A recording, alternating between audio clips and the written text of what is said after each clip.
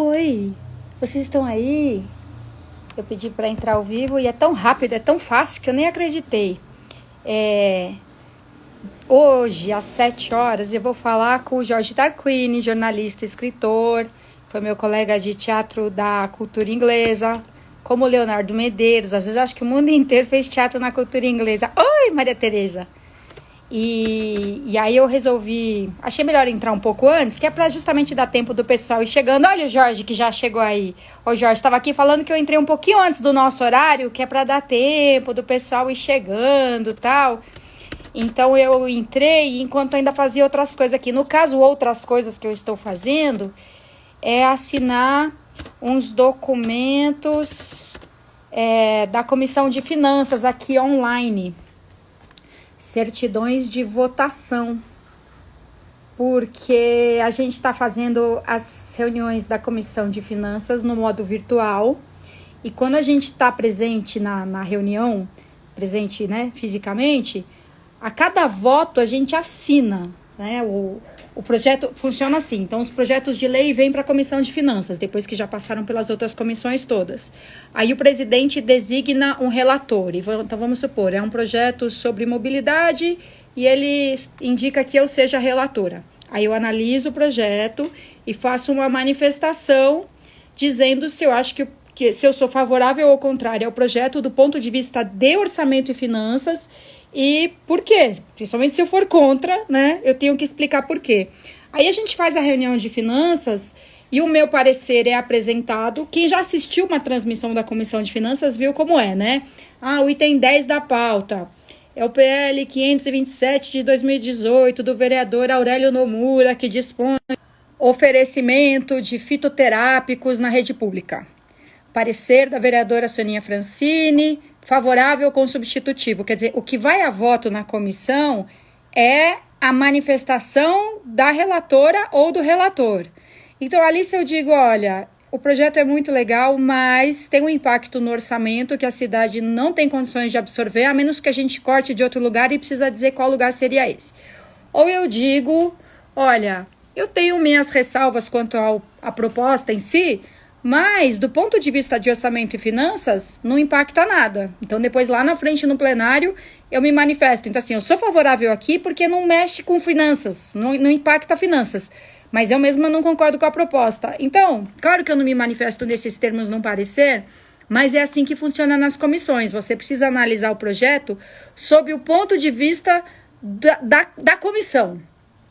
E aí, então, quando a gente se manifesta, né, fisicamente, com a presença física, na mesa da comissão, então, o parecer da vereadora Soninha, favorável com substitutivos, vereadores que forem favoráveis ao parecer, se manifestam. Paulo Frange, justamente meu colega de comissão de finanças. Estou aqui explicando, vereador, como é que é a mecânica da votação dos projetos, que na verdade é a votação dos pareceres feitos pelos relatores designados.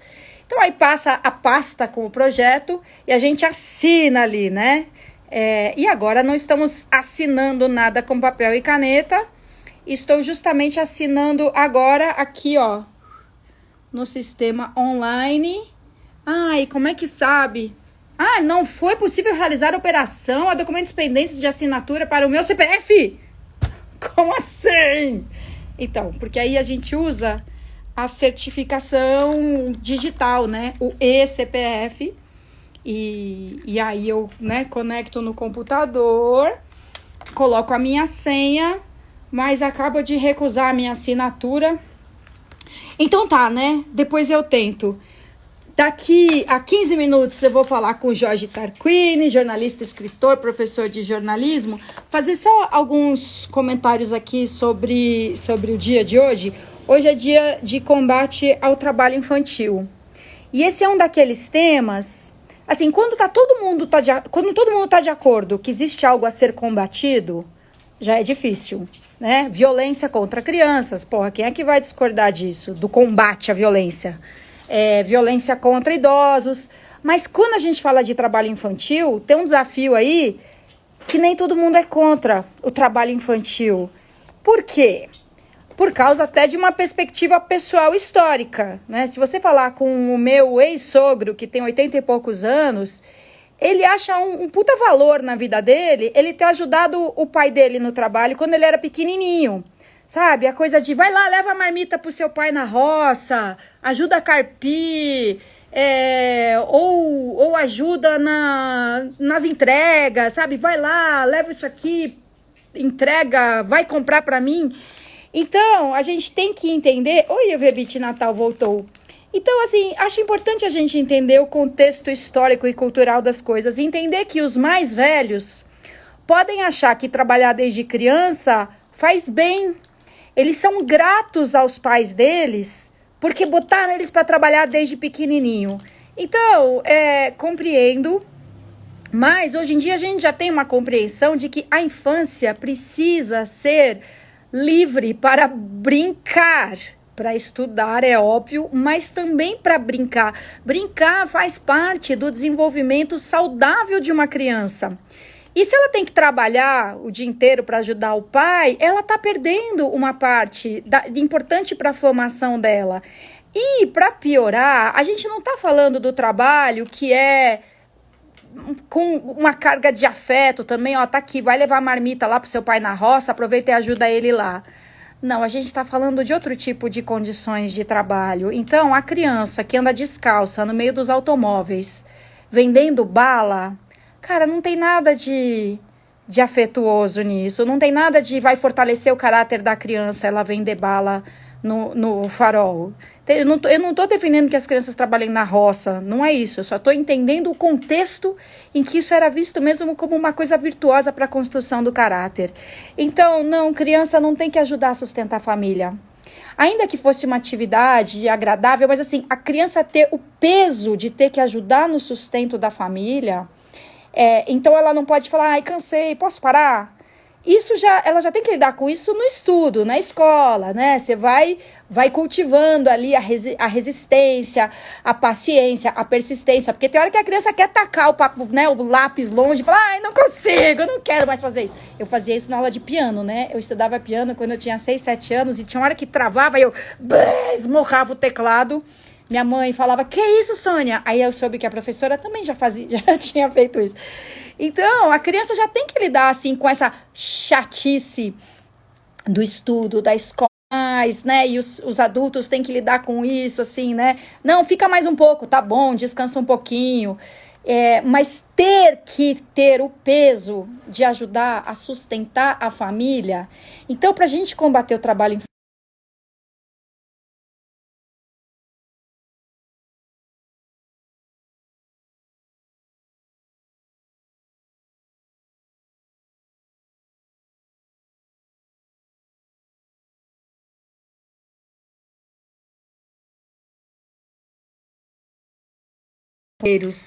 acho que no caso, por ser Parelheiros, ela tá falando da realidade das crianças ajudando na roça, porque Parelheiros, 40% do território de São Paulo é território, ali aquela parte da zona sul de Parelheiros, e uma boa parte daquilo é de atividade agrícola. Então, a criança ter que sustentar a família, não bom. A criança ter que ir pro farol, andar no meio dos carros, não bom. A gente não pode achar normal ver uma criança sozinha, de 6, 7, 8 anos ali, andando no meio dos adultos, ou sozinha, ou com um adulto ali, né?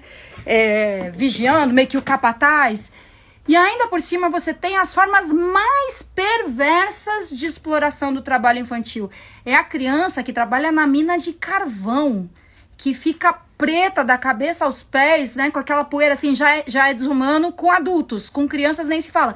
É a criança que trabalha cortando sisal e se machuca muito fácil, sabe, trabalhando com facão super afiado e longas horas, sem condição de estudar como se deve. E tem uma das mais perversas formas de exploração do trabalho infantil, que é o tráfico. Tem um promotor do Ministério Público, ele era até o ano passado da área da infância, dos direitos da infância, o doutor Eduardo Dias. E ele enfatiza muito isso, assim, cara, a gente pega uma criança, um adolescente, que tá vendendo droga, fazendo, né, ou sendo olheiro do tráfico, tudo, a gente prende, porque ele está, né, cometendo, tá fazendo parte de um crime. Tudo bem, se ele não tem 18 anos ainda, a gente não chama de crime, chama de ato infracional. Ele vai cumprir uma medida socioeducativa de internação, talvez. Mas assim, ele tá sendo explorado. Como aquele que vende a bala, o que vende uma florzinha na madrugada na Vila Madalena. Não é uma escolha. Eu vou... Assim, pode ser uma escolha, mas uma escolha totalmente desinformada. Uma pessoa de 13 anos que escolhe ser o bambambam e ajudar os bandidos. Dá pra entender que não é bem uma escolha, né? Então, o tráfico, em vez de ser o tráfico cometido por crianças e adolescentes, em vez de ser entendido como um ato infracional, que é o equivalente à prática criminosa para menores de 18 anos, tem que ser entendido como uma das piores formas de exploração do trabalho infantil. E tem gente que ainda tem assim, ele trabalha para sustentar o vício. Não, cara. Muitas vezes trabalha para ajudar a sustentar a família. Ou sustentar os seus desejos. Porque a família, quando muito, consegue alimentar, mas não tem acesso a tudo aquilo que os adolescentes amam ter e que a sociedade inteira diz que os adolescentes precisam ter. Senão eles não têm valor. Se a gente lida com isso, tipo, com as nossas filhas e filhos, tipo, mas mãe, eu tenho que ir, eu tenho que ter. Imagina a molecada que mora na quebrada, que mora na favela, tá assistindo a mesma televisão, as mesmas propagandas, os mesmos anúncios na internet. Então, às vezes, trabalha no farol, inclusive, vendendo bala, trabalha pro tráfico, porque tem os seus desejos e se depender dos recursos da família, não vai satisfazer os desejos. Então, a gente tem aí a Maria Tereza falando em olaria, as crianças amassavam barro até desfalecer. É muito bruto, é muito brutal. Então, assim, é uma questão que não é muito popular. Esse tema do trabalho infantil não é um assunto que tá sempre assim, né, nos debates. Até por isso, esse é um daqueles casos em que tem que ter uma data voltada para isso, que é pra gente parar e falar um pouco sobre esse assunto. E ainda por cima tem essa compreensão errada de algumas pessoas, assim, eu trabalhei, isso fez bem para mim. Mas outros tempos, outros contextos, outras histórias. Paula Pagudo, bora ler. Amanhã eu vou fazer uma live com a Paula Pagu, que é professora, mediadora de sala de leitura numa escola municipal na Zona Leste, autora de um livro infantil voltado assim, para promoção da convivência entre crianças diferentes, da compreensão que chega uma criança e ela fica perdida na escola, e como que a gente gostaria que as crianças se acolhessem umas às outras. Então a gente vai conversar amanhã, 10 horas, né, Paula Pagu? E eu encontrei a Paula Pagu numa premiação da Secretaria de Direitos Humanos ou da Secretaria de Educação. Não, era um anúncio da Secretaria de Educação. E ela estava lá com os alunos do Teatro Municipal. Eles foram contemplados. Ela foi contemplada com o prêmio da Secretaria de Direitos Humanos. E ela me procurou e falou assim: eu fui no Barraco. Ai, que legal! Barraco MTV. Era o programa que eu fazia nos anos 90 na MTV. Paula Pagu é 14 horas. 14 horas. 10 horas eu vou fazer uma apresentação, tipo uma aula, palestra, pro pessoal da política. Nossa, ainda bem que para algumas coisas a memória funciona, porque para nomes, pelo amor de Deus. Jorge Tarquini chegou. Vamos lá. Ao vivo com Jorge Tarquini. Oi, Sonoros, que bom que você está aqui, aguardando o Jorge Tarquini. Oi, mestre de cerimônia. Jorge! Oi. Tudo bom? Tudo bem? Você está sem Que bom que hoje deu certo. Eu brinco que a tecnologia tem horas que ela derruba a gente. E ontem e hoje foram os meus 2 dias kármicos de tecnologia, porque hoje de manhã eu fui aplicar prova na Casper. E foi um desastre. O sistema não funcionava, o aluno respondia a prova certa, dizia que estava errado. Ai, não, olha, cara. Mas enfim. Que bom que deu certo. Como alguém já disse, a tecnologia surgiu para resolver problemas que a gente não tinha antes da tecnologia. Sabe que eu apanhei muito. Eu acordava já meio injuriada no dia que eu tinha live com convidado, porque eu sabia que não ia, que não ia dar certo.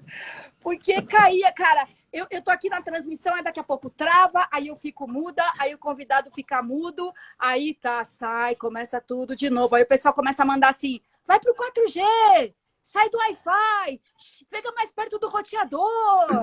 E olha, eu troquei o aparelho celular e deu certo. Eu acho que era a antena do mais velho que tava meio zoada.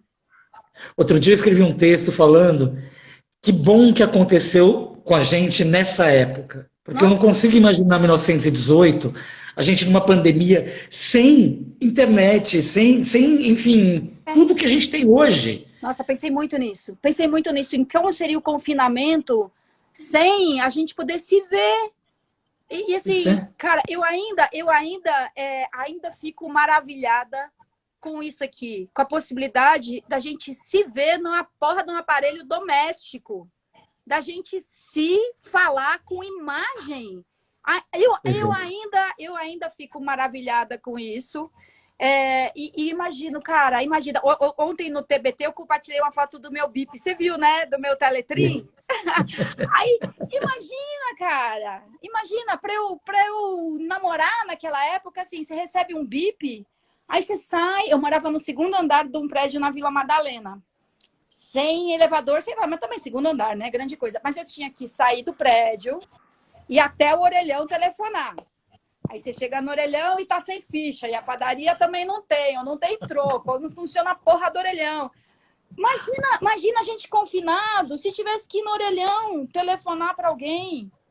Pois Cara, é. olha, realmente o contexto, algumas coisas desse contexto tornaram o confinamento menos sofrido do que ele seria uns anos atrás.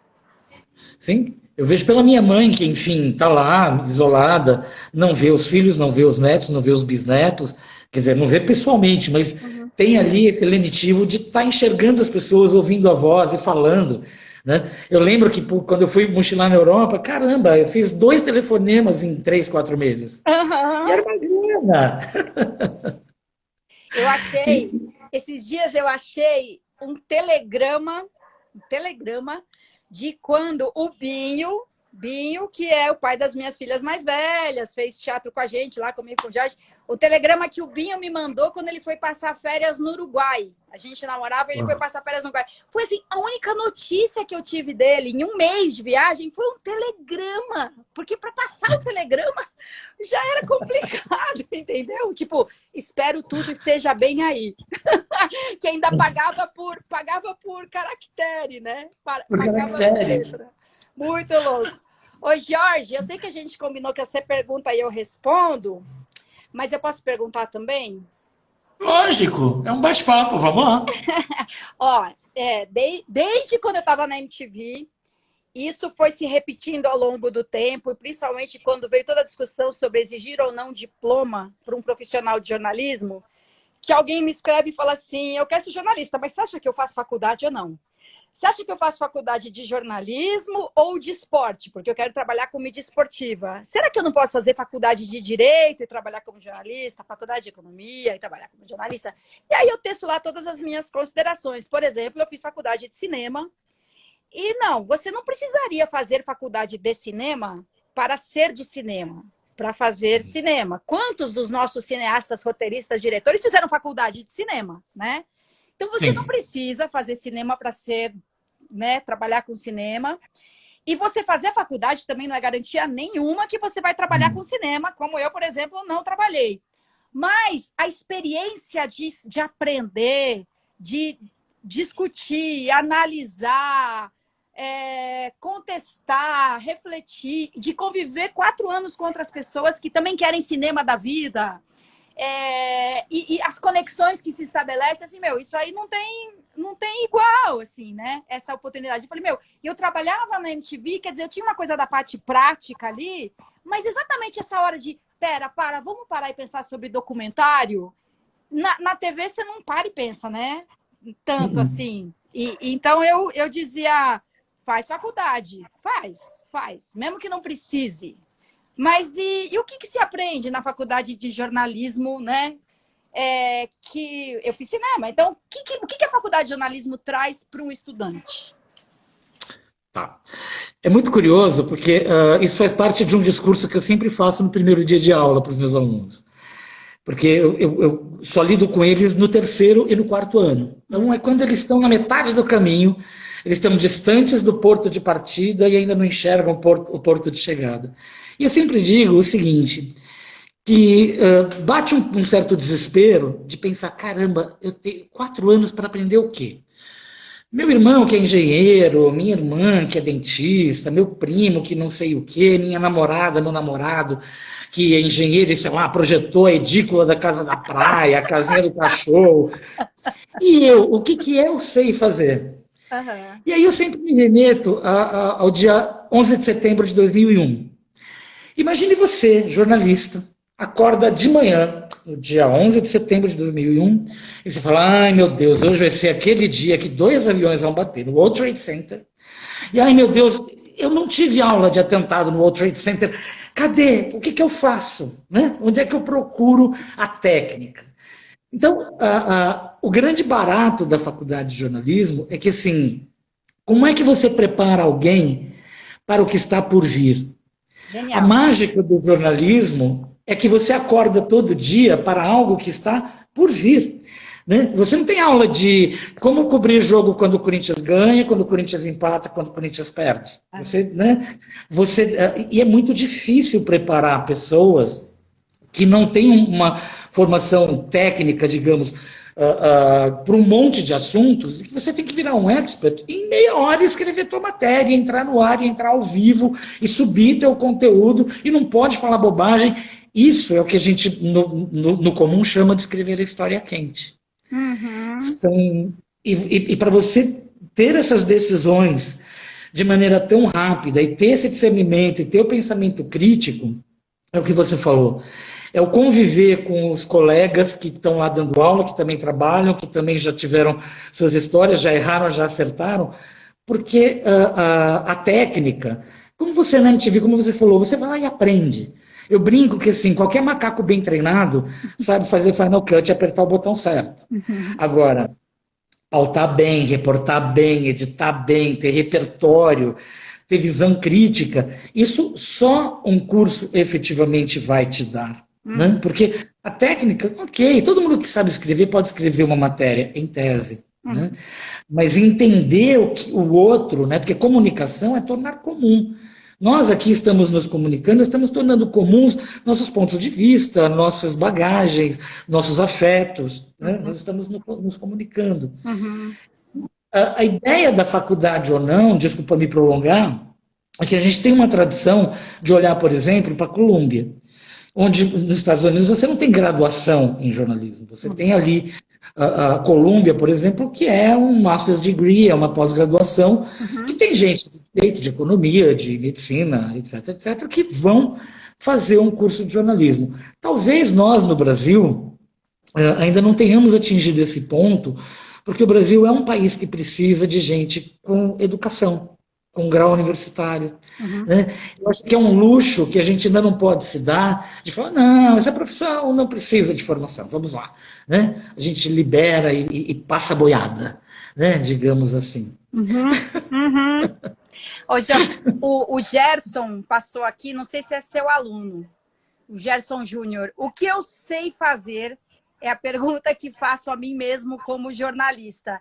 Então, acho que aí vem uma coisa meio socrática, né? É saber o que você não sabe, e saber perguntar, e saber ponderar a resposta. Eu como leitora, né? Como consumidora de produtos jornalísticos, eu fico puta quando alguém faz uma pergunta e publica a resposta e boa. E boa. Sim, jornalismo declaratório. Publica a resposta. Aí talvez ouça o outro lado. Aí o outro lado fala o contrário daquilo e eu informo. Olha, esse aqui falou A, o outro lado falou B. E parou aí. O resto é... E virou uma praga, né? O jornalismo declaratório virou uma praga. Porra. Então, né? E de gente que passou 4 anos e parece que não aprendeu muita coisa. E escuta, você está dando aula na Casper, é isso? Na Casper e na SPM. Ah, você não tá mais na Metodista? Você tá... Saiu ano passado. Ah, Tava na Metodista até o ano passado. aham. Aliás, eu estava nas três, né? Uma loucura de ficar indo, voltando, dando aula, tocando a minha empresa, escrevendo as minhas coisas, enfim. Aí o ano passado eu acabei saindo e fiquei só na Casper e na SPM. Eu dei uma entrevista nas últimas 2 semanas para um aluno da Casper sobre o abrigamento de população de rua em hotel. E olha, o menino mandou bem pra cacete, Mandou bem. porque ele ouviu Deus e o mundo.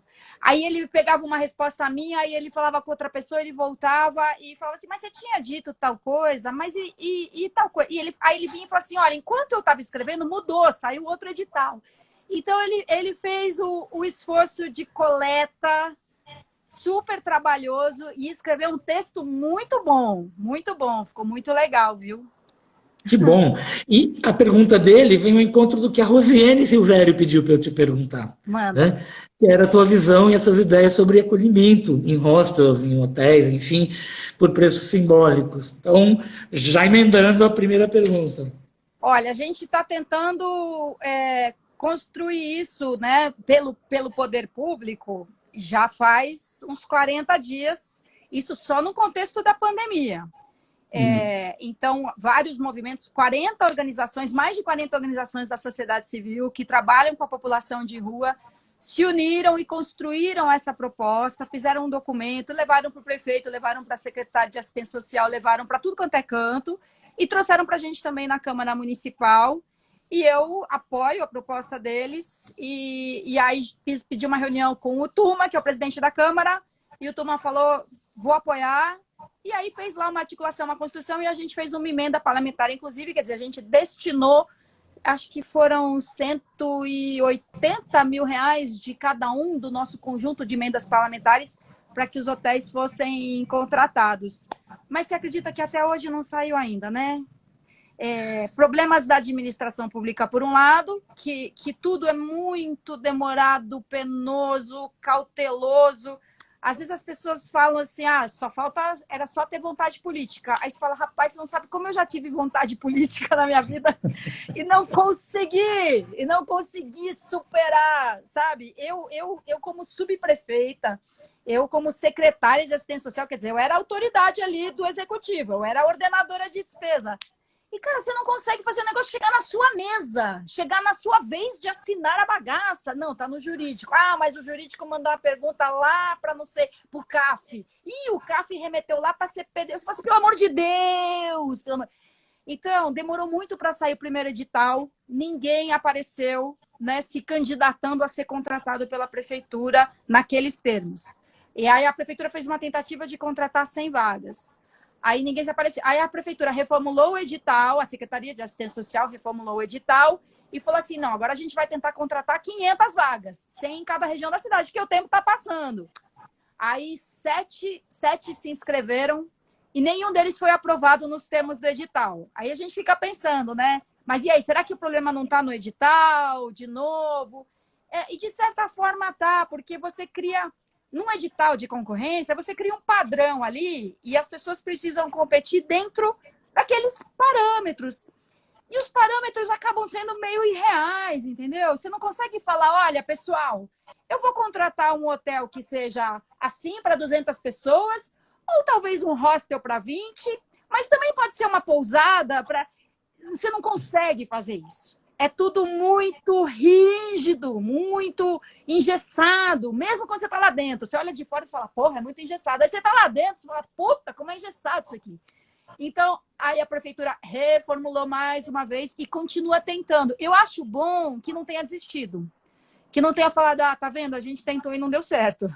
Eles continuam tentando dar certo. Mas... eu tenho uma proposta que também não é só minha, tem a Rede Rua, que é um coletivo, um movimento de 30 anos já, que é o de criar campings, espaços de acampamento. As pessoas montam a barraca delas onde dá no vão debaixo do viaduto. Pô, vamos oferecer um lugar decente para montar as barracas, com banheiro, chuveiro, refeitório, cozinha comunitária, uma área de convivência. É super barato, é super rápido. É fácil achar lugares assim, porque para você achar outros tipos de lugar é muito complicado. Agora, um galpão que não tá sendo utilizado agora, para as atividades esportivas corriqueiras, porque não pode. Pô, encontra pequenos lugares e monta pequenos campings. Mas isso, assim, está completamente fora do repertório da política pública. Completamente. É muito heterodoxo.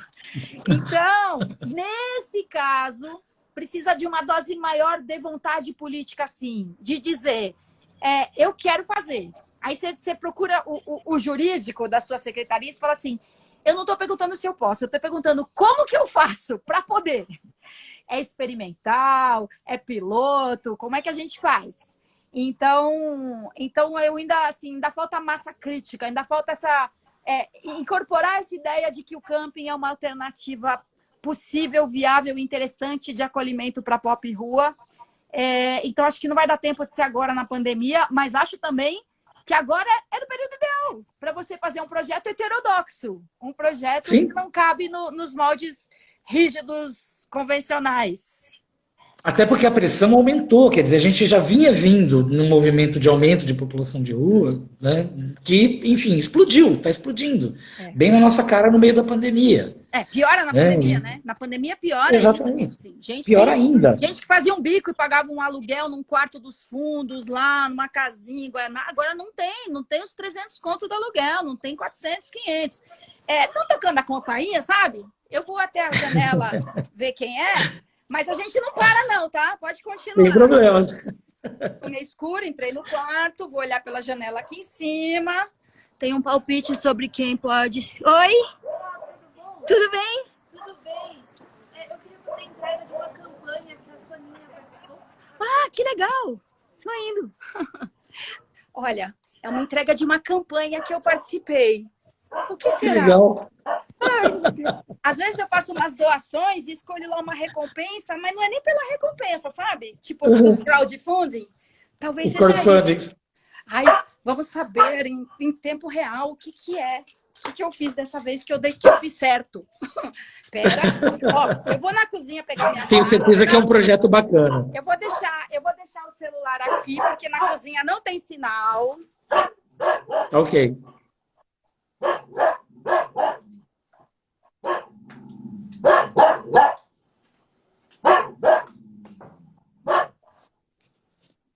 Modelo abrir a porta. Os cachorros. Muito bem, máscara. Os cachorros já, né? Vamos tentar aproveitar. Oi! Desculpa que eu demorei para atender. Eu agradecer, espero que você goste. Que legal! Que legal! Vou ver o que é. Sobre a campanha Max Doce. Que bom! E aí eu faço os doces e aí eu tô te ligando. Obrigada. Obrigada. Não te convido para entrar porque não é o certo.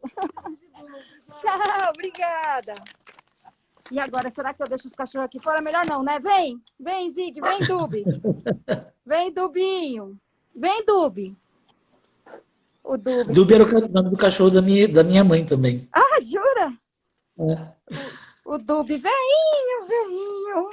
Não consegue nem andar direito dentro de casa, mas experimenta sugerir dar uma volta para ver se ele não se anima. Tadinho. Então, Queria tocar num assunto É.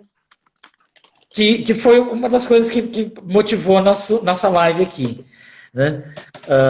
Que era a tal história de a gente ter um presidente que tem um sistema de informação paralelo. E aí, quando a gente pensa nisso e vê que ele acabou de recriar, nada contra, né?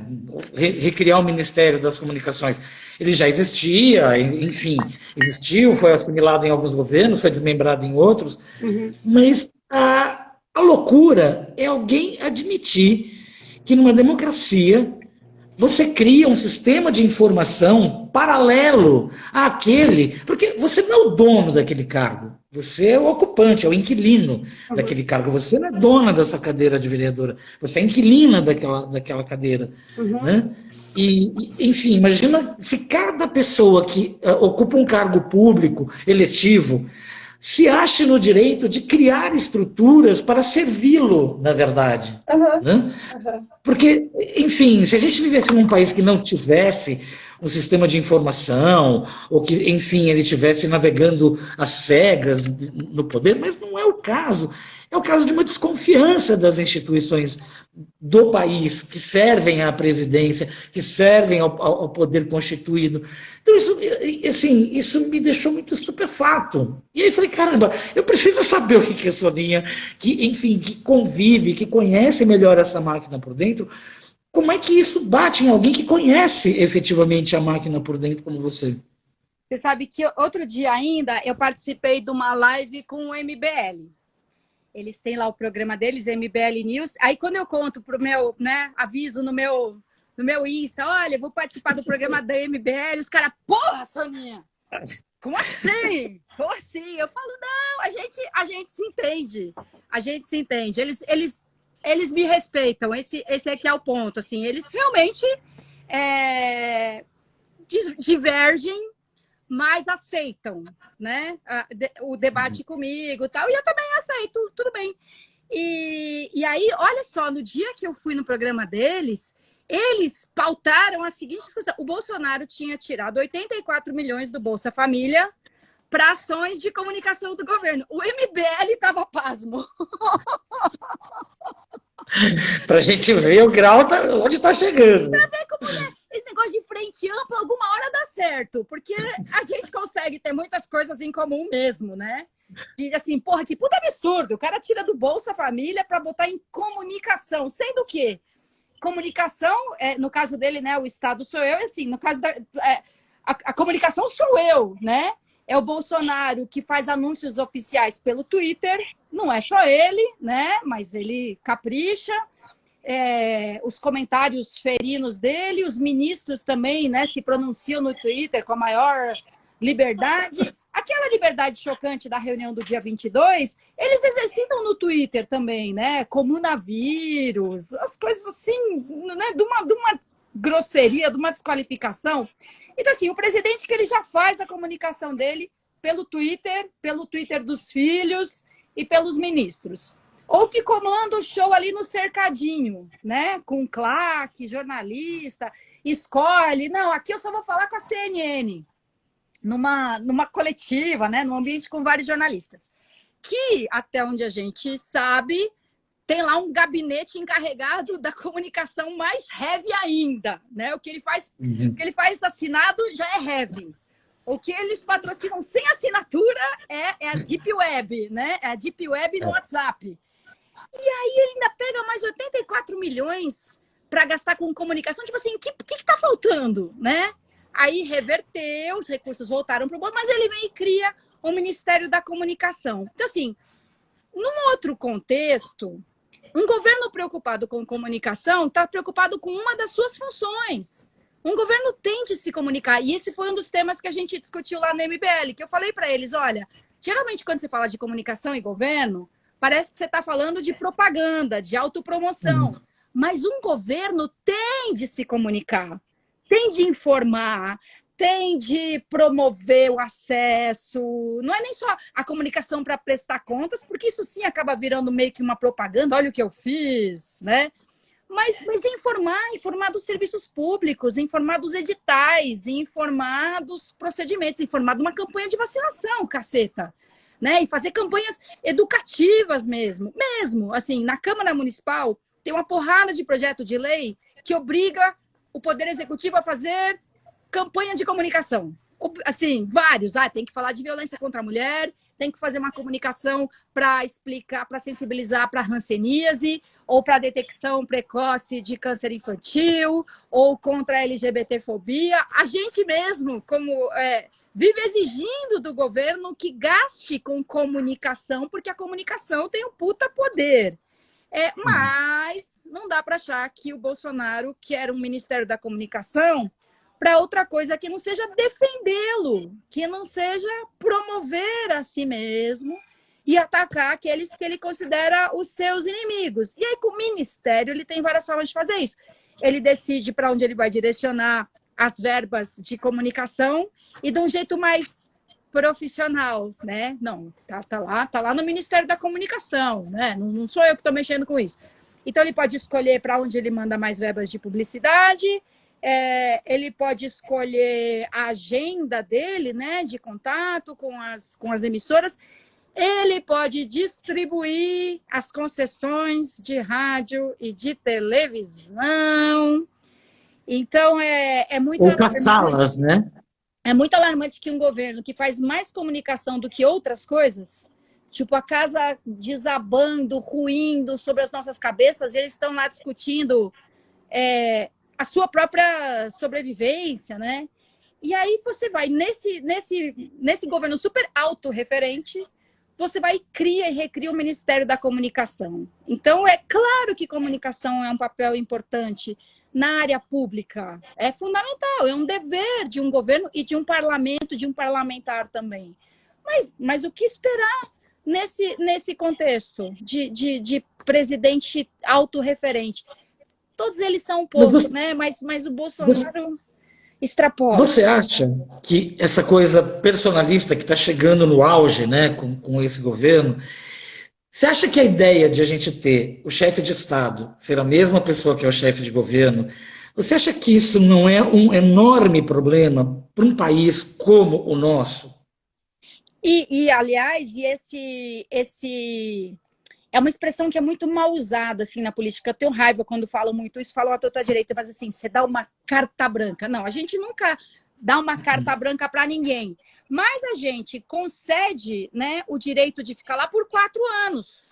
E ele só não fica 4 anos se, a partir de um processo que é bem penoso, né, que é o do impeachment, o processo político do impeachment, ou um processo judicial de cassação do mandato, assim, ele tem que fazer cagadas assim incontestáveis. E olhe lá. É como mal, mas muito mal comparando, mas assim, a estabilidade no serviço público foi criada para proteger o servidor dos terremotos políticos, dos apadrinhamentos, né?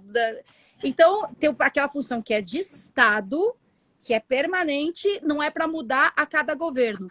Qual que é o efeito colateral negativo disso? Se o cara simplesmente é péssimo, isso não é motivo para ele ser mandado embora. Se ele simplesmente não trabalha, se o defeito dele é que ele não faz porra nenhuma, se o defeito dele é que ele não sabe trabalhar em equipe, né? Se o defeito dele é que ele protege as informações com a vida e ele devia né, compartilhar com os outros, você não consegue mandar ele embora. A mesma coisa um presidente, ele pode ser uma catástrofe política, uma catástrofe programática, uma catástrofe internacional, que se você não puder enquadrá-lo numa das hipóteses de impeachment e você não conseguir virar aquilo do avesso para ter a maioria a favor de um impeachment, o cara fica lá 4 anos e ninguém tasca. Ele pode não cumprir um compromisso assumido. Ele pode dizer, vou governar com os partidos de centro. E aí ele vai lá e senta com a extrema-direita. Enfim, ele não cumprir nada do que ele prometeu, ele fazer o contrário do que ele disse que faria, e se quer prestar satisfação, prestar contas por isso, nada disso é motivo para ele sair de lá antes do final do mandato dele de 4 anos. E o outro processo de impeachment, de cassação, é mega traumático, é mega dolorido e desgastante. E aí, se você tem um regime parlamentarista, por exemplo, é completamente diferente. Assim, você compõe e destitui, né? Elege e precisa tentar outra vez, como uma parte do processo mesmo.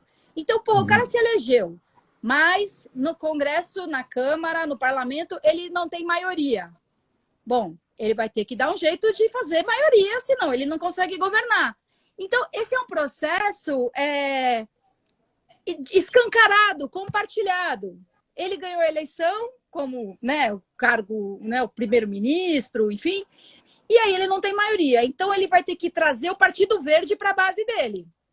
E o Partido Verde vai dizer claramente, nós vamos apoiá-lo se você assumir um compromisso com a redução de emissão de gases de efeito estufa nos moldes da COP15.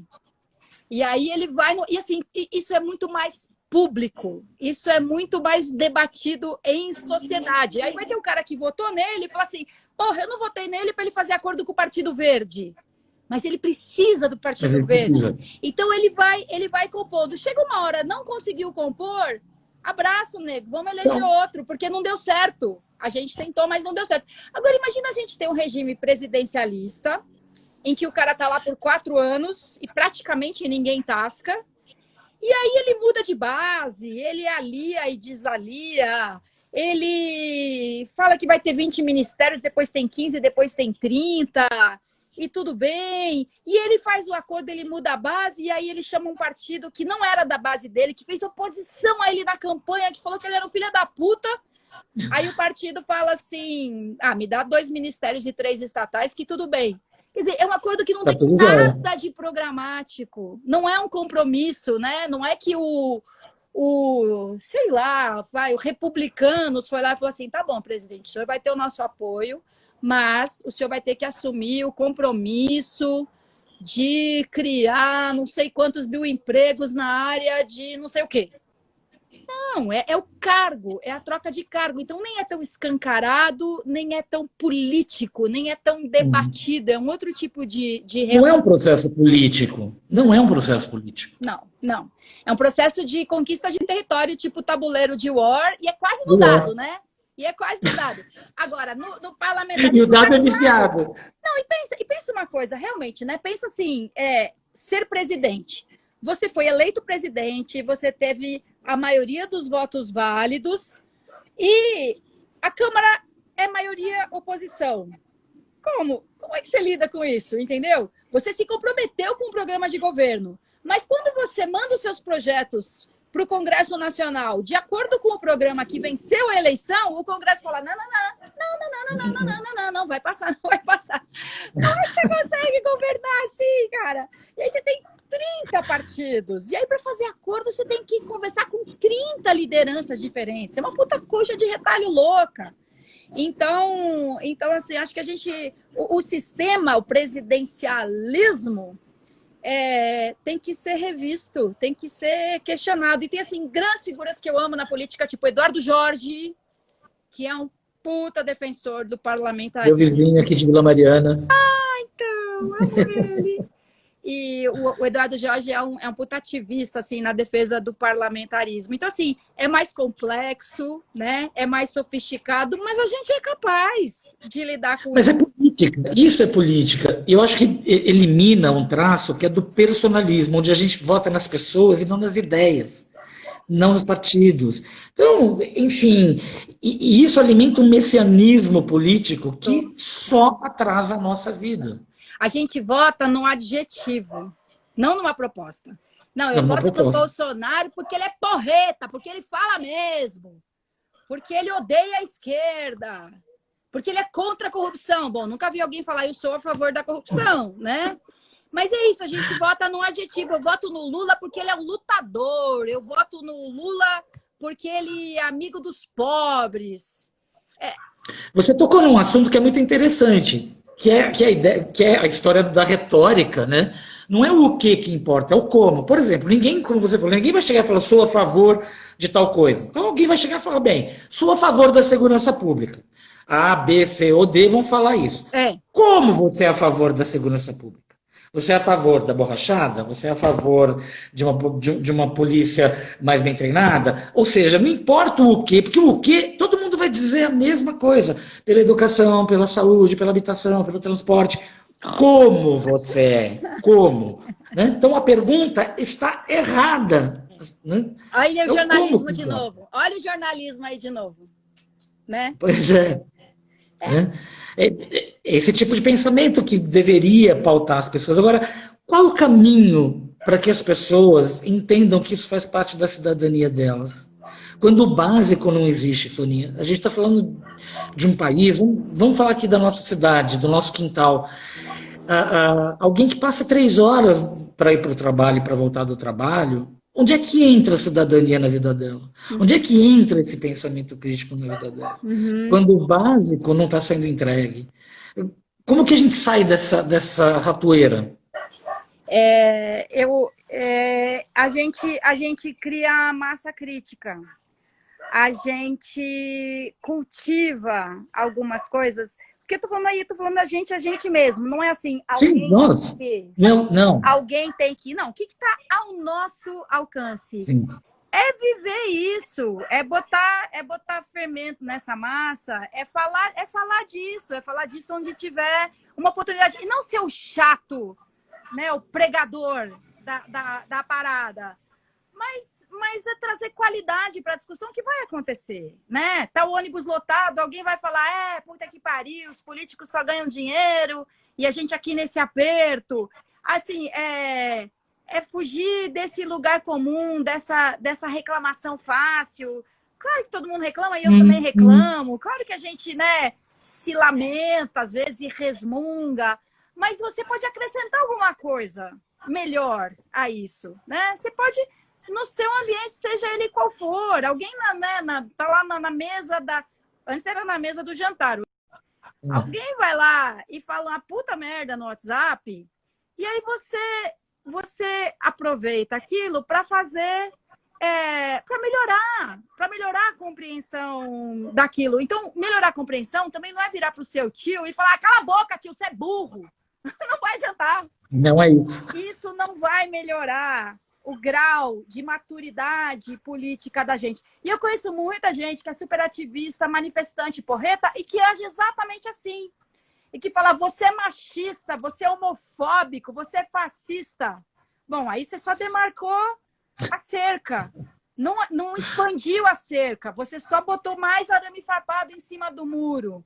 Então, você pode fazer mais do que isso. Se alguém faz um comentário que é super escroto, LGBT-fóbico, você pode compreender de onde nasceu aquele comentário e oferecer alguma coisa diferente, sabe? Hoje mesmo, de manhã lá no Facebook, alguém compartilhou os números das mortes no Brasil, assim, passando todos os países, né? A gente está assim, chegando no pódio, no topo do pódio. E aí alguém escreveu lá um comentário e falou assim, mas o meu vizinho teve um ataque do coração e o SAMU falou que foi Covid. Aí eu falei para ele, olha, isso é falsa comunicação, né? Isso é falsidade ideológica, enfim. Me fala onde foi, dia e hora, porque a gente descobre qual foi essa equipe do SAMU e eu vou tomar as medidas necessárias. Tipo assim, se for verdade que alguém morreu de outra causa e o SAMU escreveu que foi Covid, então pera. Não, se isso aconteceu, eu não vou deixar barato. Isso não pode acontecer. Me dá aí. Me manda aí. O número, o dia, a hora, o endereço. E também tem que ver se o pessoal do Serviço de Verificação de Óbitos, que é quem realmente atesta as causas da morte, se eles também botaram Covid e não foi, cara, isso é muito sério e eu sou obrigada a tomar providências. E você que tem interesse em saber da verdade, você vai colaborar comigo, não vai? E tem mais uma coisa. O Covid causa falência dos órgãos, como rins, como coração. No fim das contas, pode até ser que a causa da morte ali foi a parada cardíaca, mas desencadeada pela infecção, pelo coronavírus. E assim, e várias outras pessoas no Face responderam para ele, mais ou menos nesses termos, assim. Claro que teve um que falou, sim, a mãe da minha prima, da avó da minha tia, também conheceu um cara que foi atropelado e falaram que era Covid, tipo, sendo irônico, sendo sarcástico. Que é uma coisa que eu também gosto de ser, se eu não prestar atenção, eu serei. E assim, é divertido, faz os seus amigos rirem, mas não acrescenta, né? Os seus amigos vão ler o comentário irônico, vão rir, mas o debate não melhorou nem um pouco. Então... Porque o debate não pode ser binário, né? Ele tem que passar por todo o espectro, né? Eu brinco que até livro de sacanagem, tipo 50 tons de cinza, descobriu 50 tons de cinza, 50 tons mais claros e 50 tons mais escuros, e a gente está no branco e no preto! Pelo amor de Deus! Né? É muito louco então, assim, isso. Não dá para você achar que vai vir de algum lugar a maturidade política da população, e enquanto isso eu fico aqui, né? Eu que sei pra caralho. Alguém vai ter que fazer... Não, cada um de nós tem a possibilidade... de sempre elevar um pouquinho o nível. Isso não quer dizer você entrar em todas as brigas, que isso já fui eu também. Não ouvi nada sem reagir. Pai, pai, pai. Não, calma. Calma. Eu te conheci nessa época. Então, assim, claro que você não vai ficar quieto diante de uma barbaridade, mas também como é que você vai reagir a isso? Tem um tanto de tática e de estratégia. Se realmente te importa participar da construção de um mundo menos LGBT-fóbico, sair xingando as pessoas de ser homofóbico machista, não vamos ganhar terreno. Não vamos ampliar os nossos domínios, o nosso território. Então, é explicar para as pessoas. E, às vezes, para explicar, se é que não é todas as vezes, você precisa compreender de onde vem aquilo. Eu sou tão... hoje eu sou tão obcecada por isso, de conseguir dialogar a partir de compreender como a pessoa pensa e por que ela pensa daquele jeito, que eu ainda não entrei no debate de derrubar as estátuas e derrubar o Borba Gato, mas alguma hora eu vou entrar. Alguma hora eu vou entrar, porque assim, a gente tem que ser capaz de compreender o que é totalmente diferente de defender a matança de índio. É totalmente diferente, mas assim, ao longo da nossa história, a gente achou que algumas coisas eram normais, e daqui a 30 anos, talvez, as pessoas olhem para a gente matando bicho para comer e falem que bárbaros dementes, eles escravizaram outra espécie. Como algumas pessoas já dizem agora. Meu, que direito você tem de criar um bicho para matar e comer? Ele não é seu. Ele não nos pertence. Então, talvez essa cultura prevaleça daqui a 50 anos e olhem pra gente. Eu já não mato mais bicho, mas eu já comi muita carne. E olhem pra gente e falam, meu, que monstros! Que monstros! Então, até assim, a antropologia, ela consegue botar em perspectiva algumas coisas, assim. Tem uma puta discussão sobre os Yanomami matarem as crianças recém-nascidas, que são consideradas inviáveis. Tem uma puta discussão se isso é infanticídio ou não é. Então, a gente também tem que pensar que não é achar que é certo, mas tirar a estátua do Borba Gato, que é horrorosa, porque ele matava índios, é mais importante a gente pensar, caralho, eles matavam índio e achavam normal. Eles achavam normal matar índio. Mas como assim? E o que a gente faz hoje que a gente acha normal e que também não deveria achar, né? Então... O julgamento da história, ele é inexorável para todo mundo. Para quem estava lá há 500 anos, há 200, há 300, no século passado, como na história do Vento Levou, né? Então, que, aliás, o Albano pediu para te perguntar. Caraca, né? Se a gente for olhar a cinematografia do século XX, né? Enfim, a gente vai ter que banir quantos filmes? Entendeu? Então, em vez de banir, e banir é muito complicado. Banir, assim, eu acho bonito mesmo derrubar a estátua do mercador de escravos que foi exaltado como se fosse um grande benemérito de um dinheiro que ele ganhou capturando e vendendo os seres humanos. Eu juro que eu acho. Mas a gente banir os livros, os filmes e tudo, a gente vai perder a oportunidade de olhar para a feiura de algumas coisas e fazer alguma coisa útil com aquilo. Berlim é repleta de memórias do Holocausto. Repleta de memórias do Holocausto. Imagina se eles destruíssem tudo. Sabe, eu visitei um bunker na Alemanha Oriental da época da Guerra Fria, porque eles tinham o terror de uma bomba nuclear. Então, os bunkers eram blindados, protegidos, né, para uma eventual guerra nuclear. Então, a gente pode lembrar que aquilo é feiura. Mas ela tem que estar lá presente como feiura para a gente não fazer igual e não fazer de novo, entendeu? Ai, meu Deus, falta 1 minuto e 3 segundos para a gente terminar a nossa conversa. Jura? Nossa, passou muito rápido. Ô, Jorge, vamos fazer assim com regularidade? Vamos fazer de vez em quando? Vamos, eu topo, tá mais do que topado. Porque, puxa, sempre é muito bom te ouvir, sempre é muito bom conversar com você e, enfim, trocar ideias. Eu amo política, jornalismo, comunicação, amigos. Juntou duas coisas boas. Então, ó, a Sandra Stevens Obrigado. vem cá mais. E alguém aqui sugeriu tirar o nome da Marechal Tito. Já tem uma proposta. Já tem uma proposta. É. Então, Jorge Tarquini, muito obrigada por conversar Eu que te agradeço. hoje. E aí, vamos combinar mais uns dias aí, uns 20 minutos, meia hora. Eu falo com a Aline, falo com a Alice e a gente vai ajeitando. Chama os alunos, a gente faz uma coletiva. Vamos embora. Tchau! Obrigado.